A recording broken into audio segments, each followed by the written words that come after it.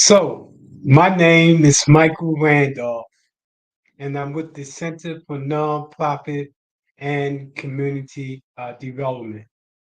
We were created in 2011. Tonight's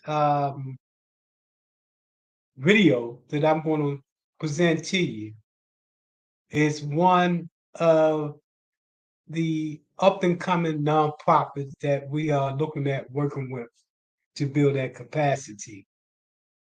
This particular organization is looking at doing international work and changing the environment.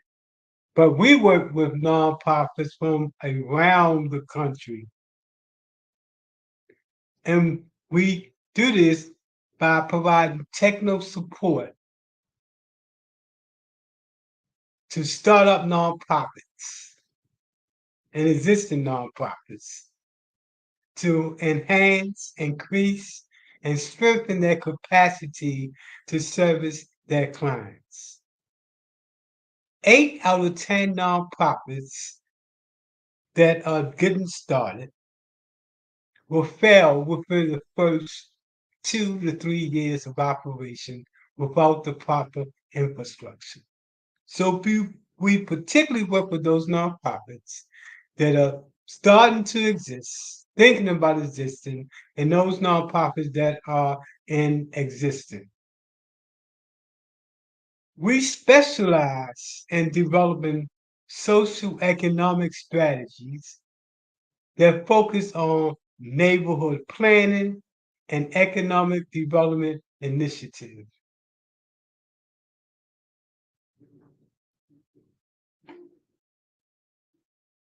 We use what's known as a next generation new school approach to empowering residents of poor communities using a resident driven community comprehensive initiative that produce solutions to transform their community. In other words, a bottom up.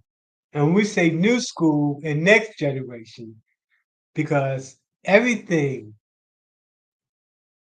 that has come so far and strategies that have come so far are strategies that's based on 30 years ago approaches with no new blood, no new no new focus on changing the narrative. We focus on national models and best practice approaches. What's critical for nonprofits that are just coming up is that as you begin to develop your program, you develop those programs that are based on a best practice and has national implications. We work with you to create those type of programs. To date, we have provided technical assistance to over 2,500 nonprofits, government agencies, faith-based groups, businesses, and individuals. And we provided technical assistance to over 330 nonprofits nationally. And that assistance consists of preparing the documents in order to establish that nonprofit.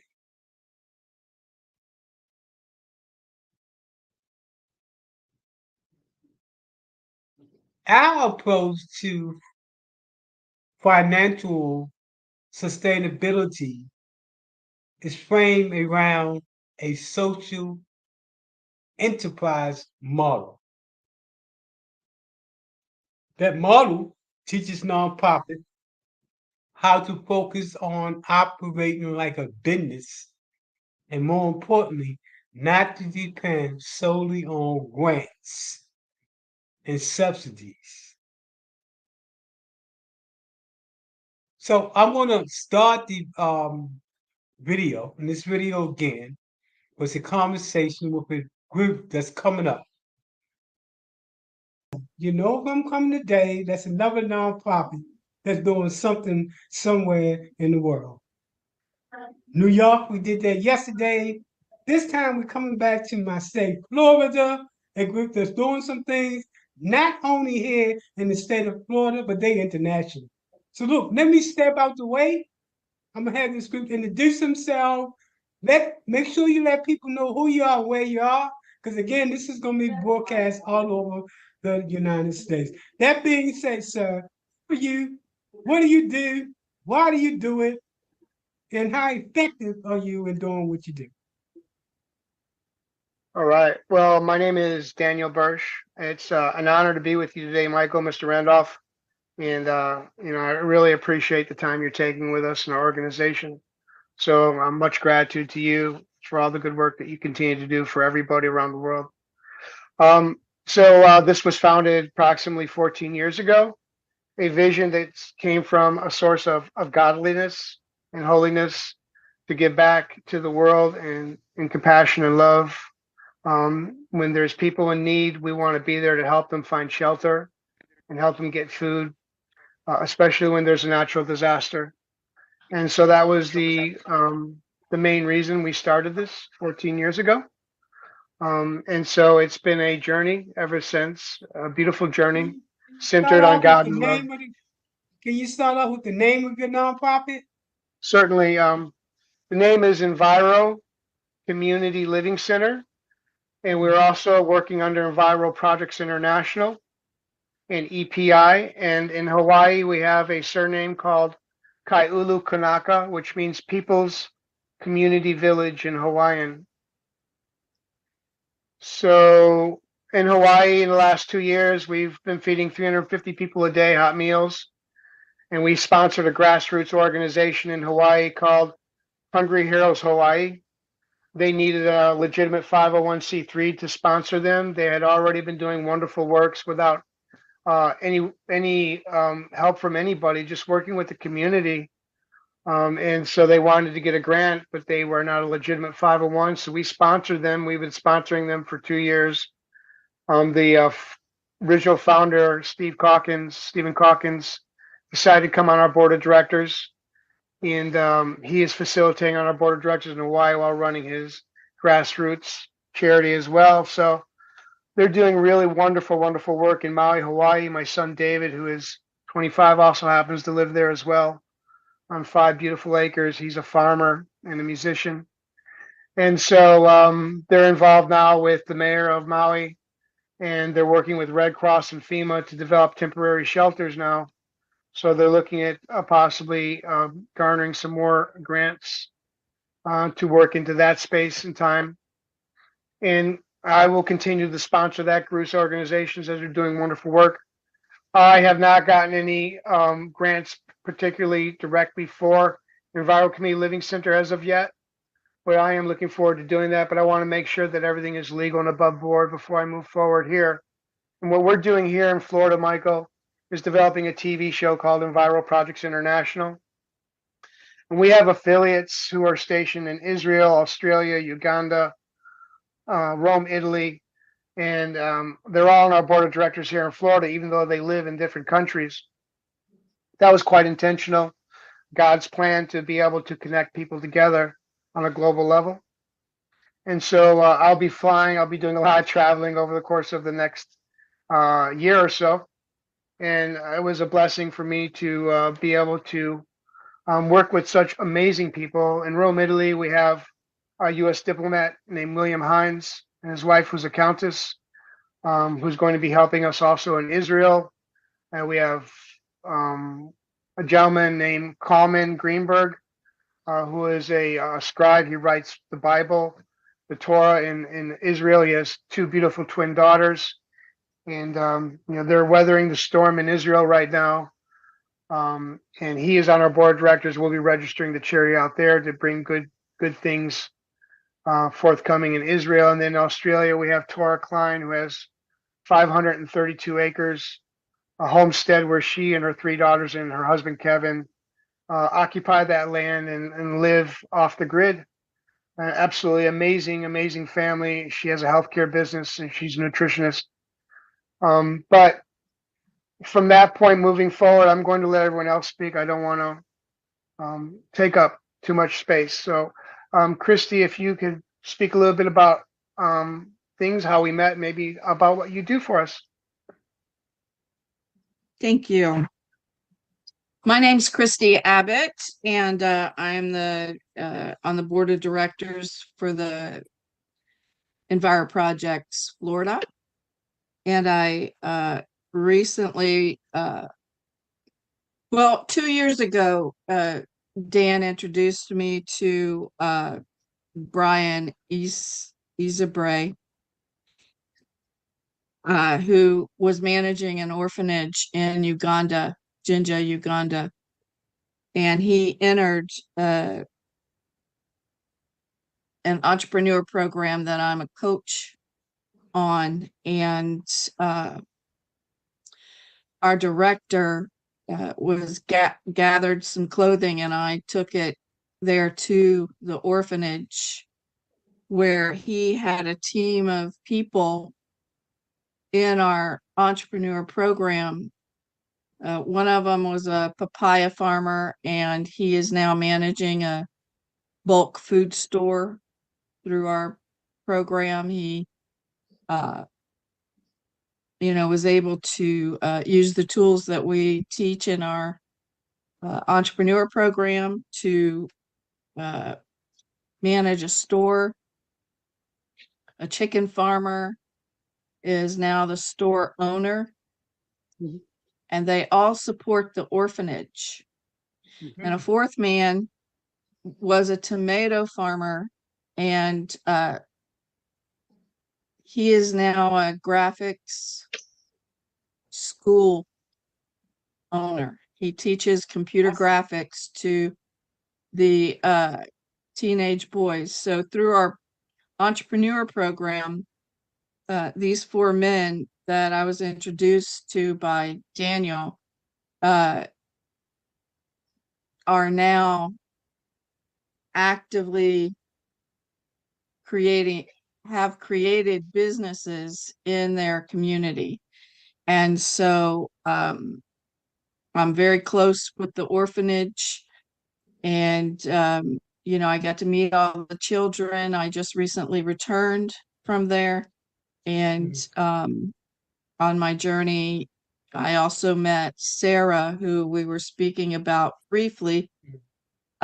She is also in our entrepreneur program, and she has purchased an oven, and I'm creating a GoFundMe for her to hire women and train women to make bread, to deliver twice a week to a woman's group who these women are mothers. Can we hold on for 1 second? Can we hold on for 1 second? Disabled. Can you give people an email so they can help support that GoFundMe that you're trying to do? So give an email so they can help to help with that GoFundMe page. Keep in mind, you're talking to people around the country. They got money, so let's get some money out of their pocket so they can help for a good cause like yours. And I'm sorry. So go ahead. Well, I haven't created the GoFundMe, but it will be on my Facebook page. My name's Christy Abbott, and my email is Christy, CRISTY, dot the permaculture guild @gmail.com. And of course we are accepting donations for that as well. And I'll be setting that up here in the next 2 weeks. So, it's January 19th now. So, we appreciate any assistance we can get for that. And then Ali in Uganda is also on our board of directors. This one thing I want to throw in there so folks that's listening to. Say that again? I'm going to say something to the people that's listening to this presentation. this is a 501c3 organization. That means any funds that you give is tax deductible. I'm sorry, continue.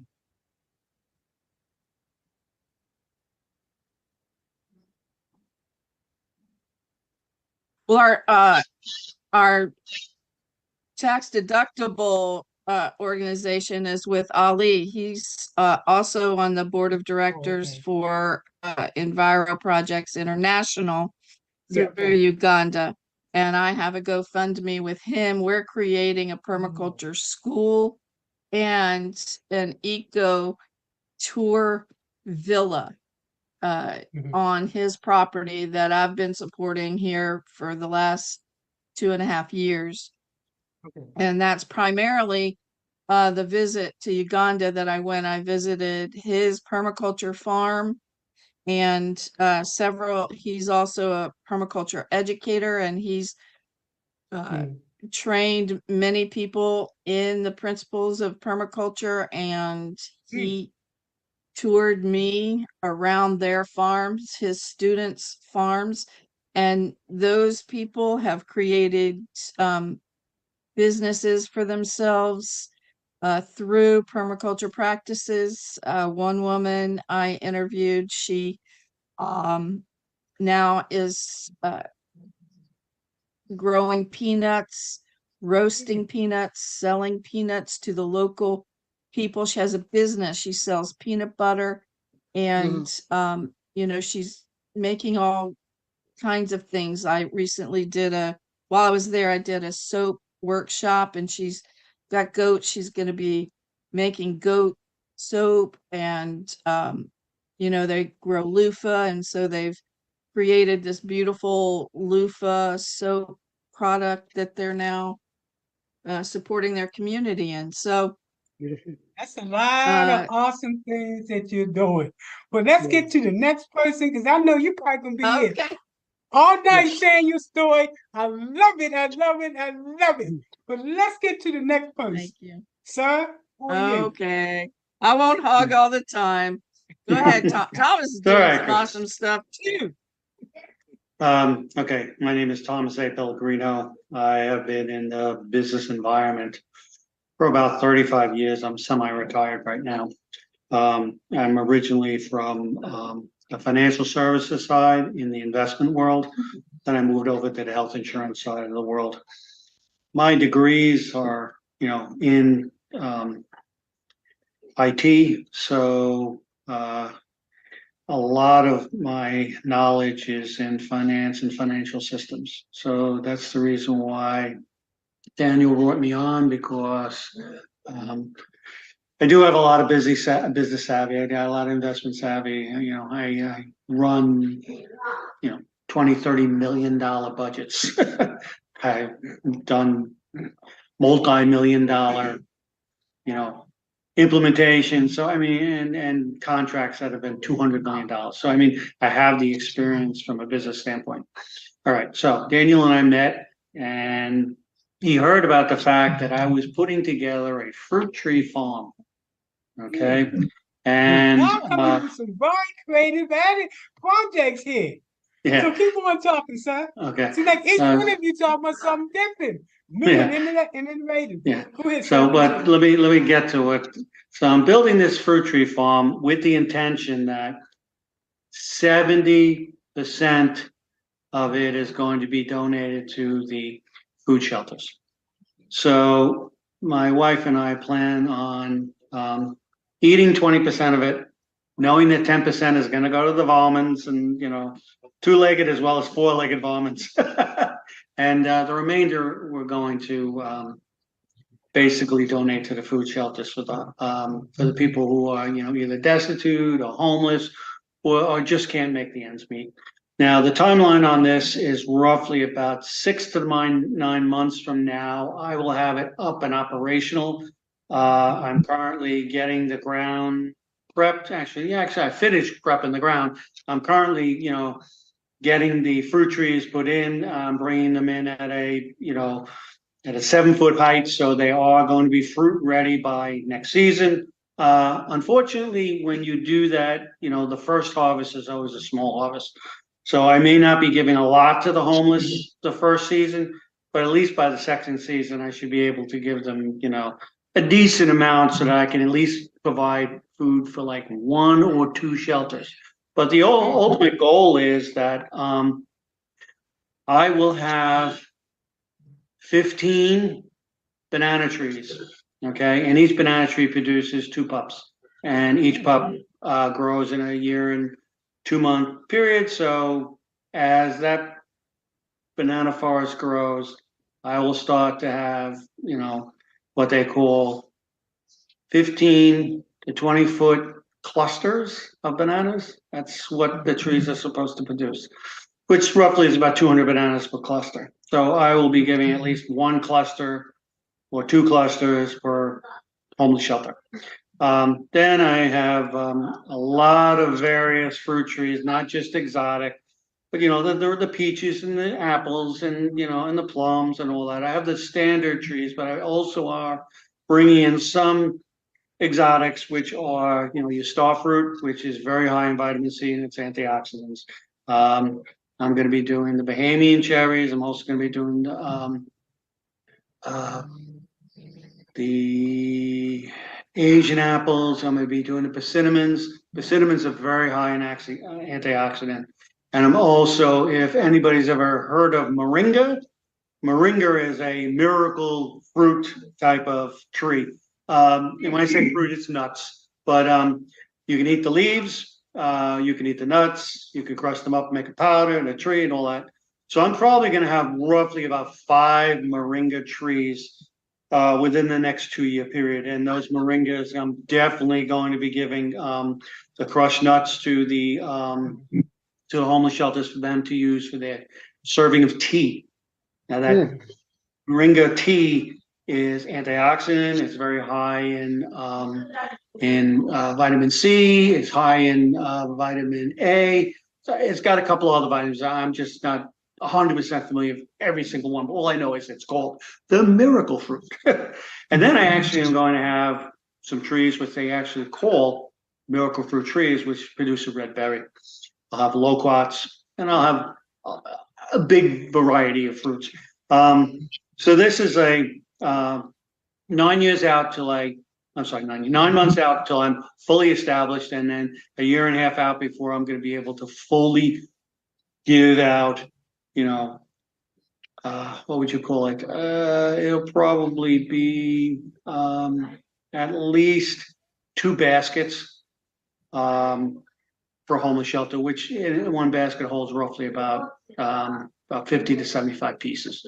And most of the homeless shelters don't, at least the ones I've attended over the last 2 years, they don't hand out more than like 30 or 40 pieces of fruit. So I know that people will be able to get either 1 or 2 fruit out of the basket, along with the other food that's being served.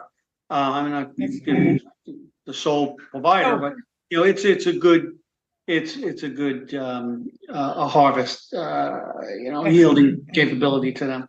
And that's really all I was going to do at this point, because that's what the Holy Spirit told me to do, and that's what I'm going to do. I had to jump in and say, please stop. But look, I have 2 questions for each of you. The first question I want to ask is, why do you do what you do? What is your personal reason? Because I'm sure each of you can be doing something different. And then the next question is, what would the world look like if you wasn't doing what you're doing? You want me to go first? Or you want to go first, Christy? No, you go. Okay. I'd be retired. I'd be sitting in my backyard in my hot tub, and I'd be relaxing. That's exactly what I would be doing. Nothing else. Because I may look young, but I'm an old man. However, why am I doing this? I am inspired by the Holy Spirit to do this. And I know a lot of people are like, oh yeah, religion. Dropped all that nonsense. Let me tell you something. When the Holy Spirit tells you to do something, you do what you're told. Okay? Daniel can confess to that one. I'm sure Christy can confess to that one too. When the Lord tells you to do something, you do as you're told. Because at the end of the day, you want to stand before Jesus and have him say, well done, my good and faithful servant. I'll put. So, what would the world look like in the area that you're working in if you wasn't there? What would the Woof. world be like? What would the world look like? Well, I can tell you one thing, How people would wouldn't you be do it? getting that nutritious fruits that they normally wouldn't get in the homeless shelters and the food banks. I mean, my goal is to make sure that they get fruit that is high in antioxidant, high in vitamins and minerals.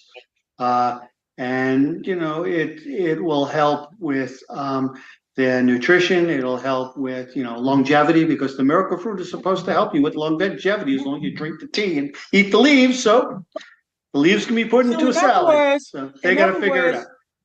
in other words, what you're saying is that you affect the quality of life of that individual from a health perspective.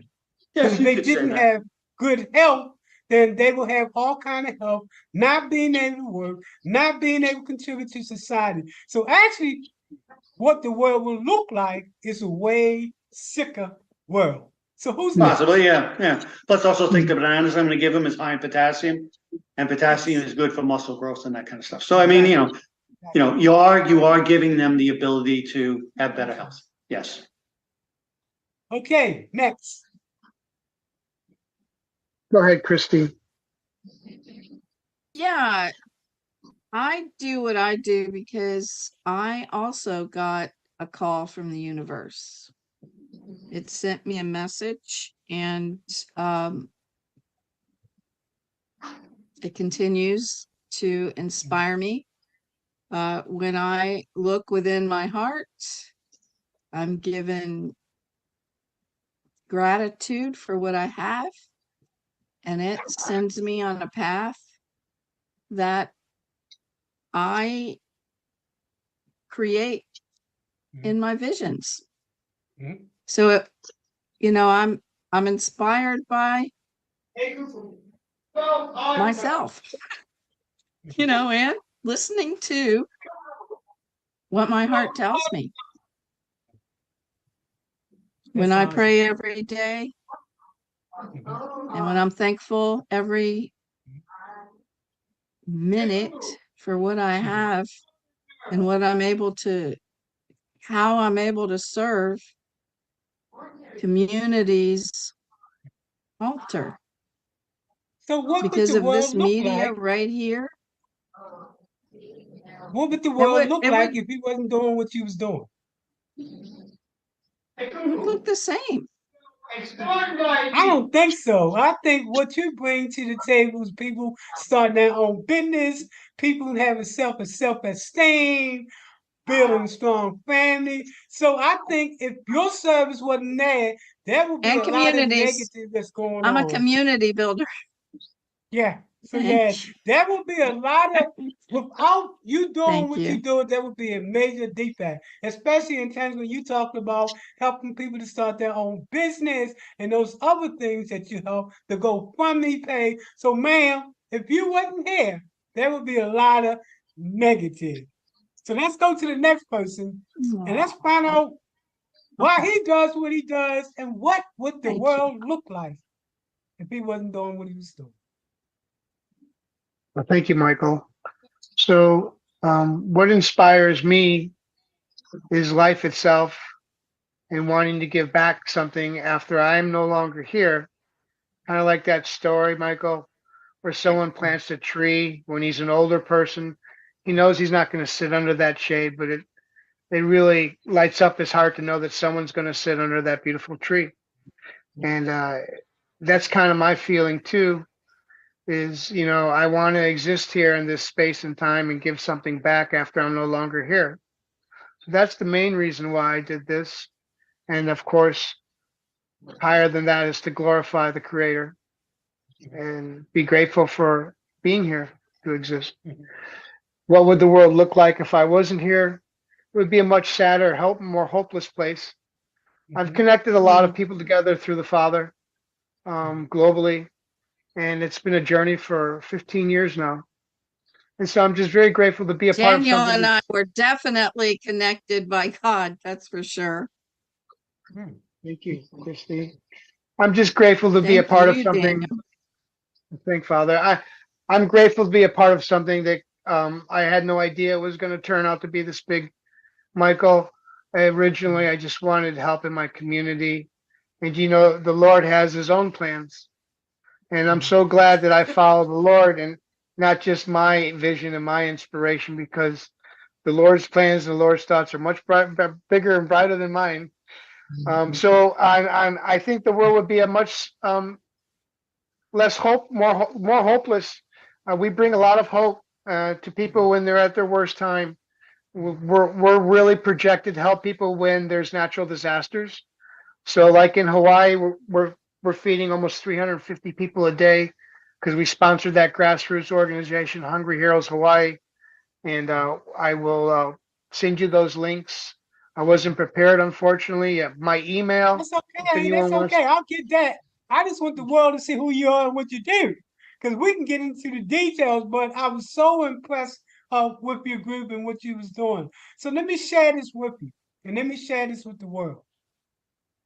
These are ordinary people that's doing extraordinary things. That's why every time I talk about nonprofits, I say nonprofit rocks. Here's an example of why nonprofit rocks. These individuals could be doing anything that they want to do other than being committed to saving other people's lives. This is what we talk about ordinary people that's doing extraordinary things. And I know it was kind of like elongated with this, folks, but I wanted you to hear the real story. I have one final question, and anybody can ask this question. The name of your nonprofit, how did it come about? What's the Um, story behind it? 15 years ago, I Yeah. was watching a story on the news about Hurricane Katrina, and I watched a story about a woman getting raped inside a makeshift a gym because that was the only shelter they had in New Orleans at the time, and another person got shot and killed, and it took 3 weeks for them to get water, and it really touched my heart. And I prayed out to God, what should I do? And He said, you know, um, develop a charity and help people under natural disasters. And I wrote for 2 days straight. I was just inspired by the Holy Spirit, and then the name Enviro Community Living Center came to my heart, and that's how that came into play. Wow, that's awesome. Because it's always a story behind the name. And I always ask folks, what's the story behind the name? Because a lot of times something has happened in that person's life to create that particular name of that particular organization. So we're about to go on the other side, but I wanted to, before we come out of this presentation here, now you do have a web page, is that correct?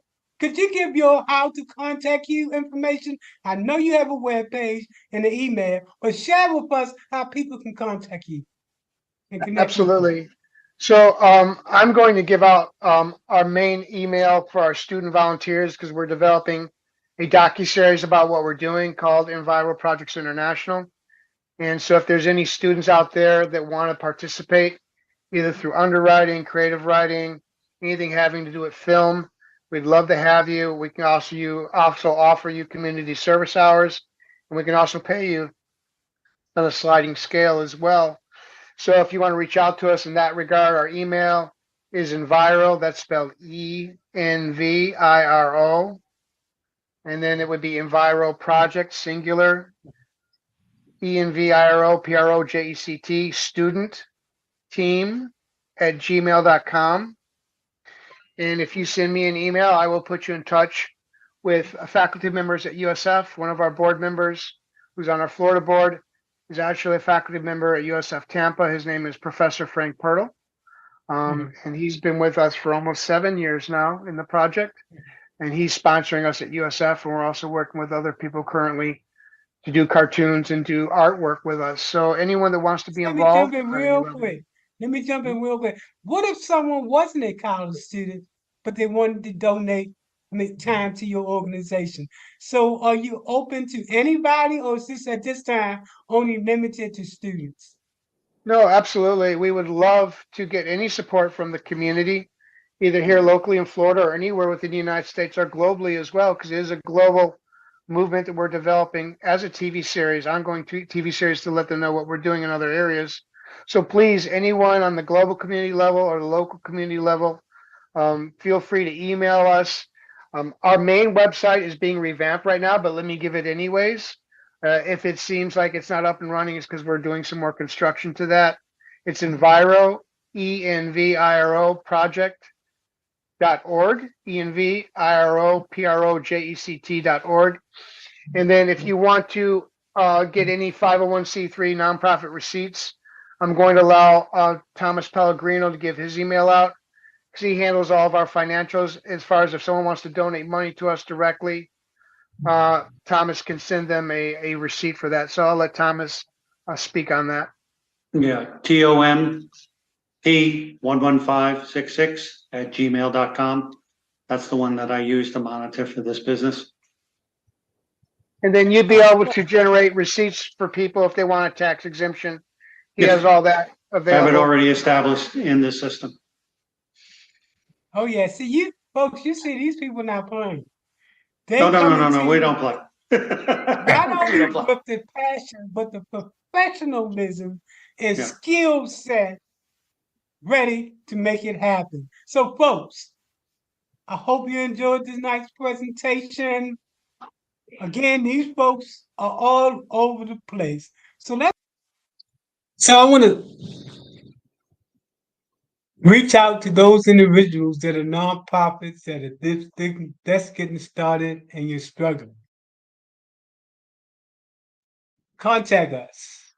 We provide affordable services in all phases of the nonprofit.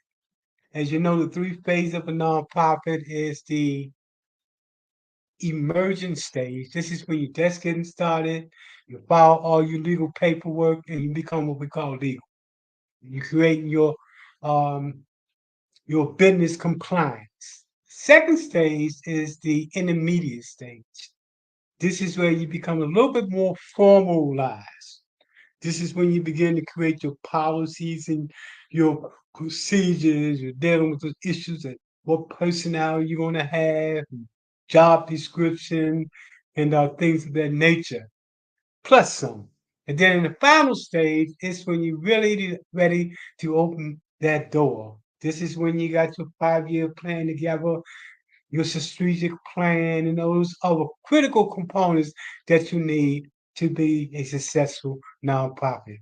So if you are a new nonprofit that's getting started, we will provide you with all of the service you need to get that nonprofit started, no matter what part of the country or the world that you're in.